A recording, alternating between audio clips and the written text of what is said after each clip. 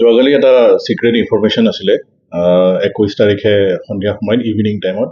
so' based on date secret information এটা search operation এটা conduct কৰা হৈছিল লোকেশ্যনটো আছিল ৰহিমৰ দোকান দক্ষিণ Krishnapur village under Silchar PS আৰু তাতে চিজ কৰা হৈছিলে 7টা পেকেট 7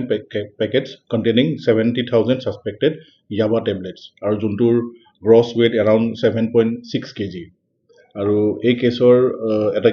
এটা NDPS কেছ এটা ৰেজিষ্টাৰ কৰা হ'ল আৰু দুজন মানুহ এৰেষ্ট কৰা হৈছে আৰু এই যোনখিনি ছাছপেক্টেড ইয়াবা টেবলেটছ চিজ কৰা হৈছে সেইখিনিৰ এমাউণ্ট সেইখিনিৰ ভেলুটো এৰাউণ্ড ₹14 crore হ'ব আৰু দুজন একিউজড এৰেষ্ট কৰা গৈছে আজমল উদ্দিন লস্কৰ আৰু আজিম উদ্দিন লস্কৰ দুজন মানুহ এৰেষ্ট কৰা গৈছে আৰু আমাৰ ফাৰ্ডাৰ ইনভেষ্টিগেশ্যন চলি আছে